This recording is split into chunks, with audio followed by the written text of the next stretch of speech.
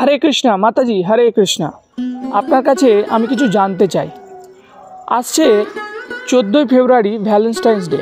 অনেক মানুষ এই দিনটাকে নিয়ে অনেক আবেগে থাকে বা অনেক কিছু করতে চায়, ভালোবাসা এই বিষয়টা নিয়ে।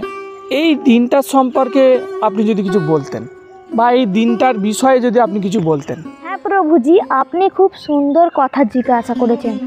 এই ভ্যালেন্টাইন ডে বিষয়ে আমি একটি কবিতা লিখছিলাম। আপনি তো দেখলেন যে আমি কিছু লিখছি, তো চলুন আমি এই কবিতাটি আজকে পড়ে শোনাই আপনাকে। তো আমার এই কবিতাটির নাম হচ্ছে জড়জাগতিক ভালোবাসা, কষ্ট আর ব্যথা। সবাই তো চাই প্রভু জড়জাগতিক ভালোবাসতে, তুমি এমন কৃপা করো আমি আর কে পিউ দাসী যাতে পারি তোমায় ভালোবাসতে। আসছে 14ই ফেব্রুয়ারি ভ্যালেন্টাইন ডে। সেই দিনকে ভালোবাসা প্রকাশ করবে মানুষ জড়জাগতিক মানুষকে। কিন্তু প্রভু তুমি আমায় এমন বুদ্ধি দাও কোনো মানুষকে না ভালোবেসে যেন আমি তোমায় ভালোবেসে যাই।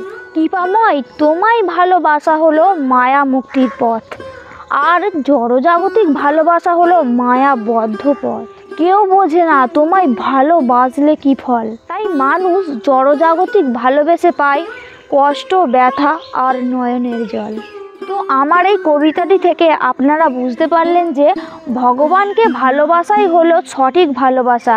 ভগবানকে ভালোবাসলেই আমরা এই মায়ার বন্ধন থেকে মুক্ত হতে পারবো। আর এই 14ই ফেব্রুয়ারি ভ্যালেন্টাইন ডে জড়জাগতিক মানুষকে ভালোবাসা প্রকাশ করবে, সেটা হলো মায়াবদ্ধের পথ। হ্যাঁ, আমরা ভালোবাসবো, মানুষকে যে ভালোবাসবো না এটা নয়, আমরা সবাইকে ভালোবাসবো, কিন্তু তার সঙ্গে আমাদের কৃপাময় ভগবানকেও আমরা ভালোবাসবো। এটাই হলো আমাদের আসল কর্তব্য, ভগবানকে ভালোবাসা। আমরা যদি ভগবানকে ভালোবাসি তাহলে জড়জাগতিক যে কোনো মানুষের কাছ থেকেই আমরা সুখ পাবো, ভালোবাসা পাবো। আর যদি ভগবানকে বাদ দিয়ে শুধু জড়জাগতিক মানুষকে ভালোবাসি তাহলে শুধুই কষ্ট, ব্যথা আর নয়নের জল। তো আমার এই লেখা কবিতাটি আপনাদের কেমন লাগলো অবশ্যই কিন্তু কমেন্ট করে জানাবেন। আর যদি ভালো লেগে থাকে শেয়ার করবেন।